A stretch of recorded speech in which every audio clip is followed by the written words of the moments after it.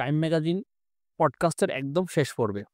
আজ আমরা কথা বলবো টাইম ম্যাগাজিনের সবচেয়ে আলোচিত এবং আইকনিক কভারগুলো নিয়ে। জানাবো person of the year time 100 এবং সেই কভারের পেছনের ইতিহাস। সাথে কিছু বিতর্ক এবং কিভাবে টাইম একজন মানুষের গল্প দিয়ে বদলে দেয় দুনিয়ার দৃষ্টিভঙ্গি। তো চলুন শুরু করা যাক। এই ক্যাটাগরিটা শুরু হয় ১৯২৭ সালে। প্রথম ব্যক্তি ছিলেন চার্লস লিন্ডবার্গ।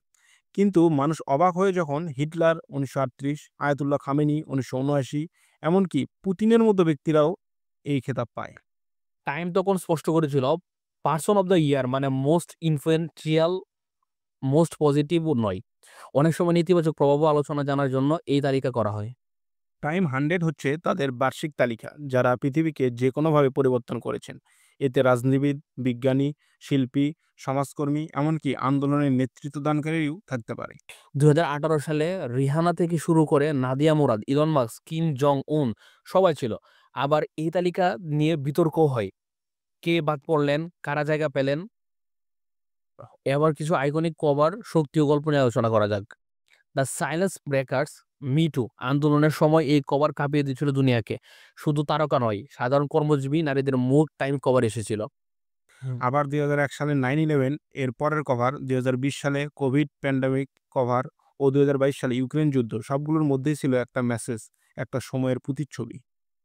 কভারের রং, ফন্ট, চোখের এক্সপ্রেশন সবকিছু নিয়ে টাইম কাজ করে।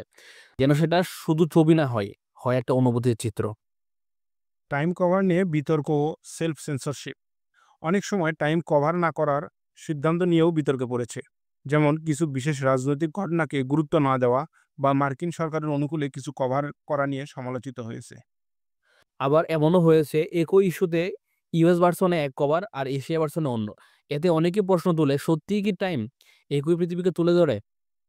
টাইম ম্যাগাজিনের ভবিষ্যৎ ও অনলাইন রূপান্তর।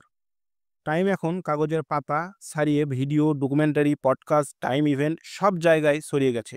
টাইম 100 গালা এখন হয়ে উঠেছে এক আন্তর্জাতিক মিডিয়া ইভেন্ট। তারা এখন নিজেদের স্টোরি টেলিং পাওয়ার হাউস বলে। আর সেটাই সত্যি। একটা কভার, ১ মিনিটের ভিডিও দুনিয়ার মানুষকে নাড়া দেয়। টাইম ম্যাগাজিন আসলে শুধু খবর দেয় না, সময়ের গল্প বলে।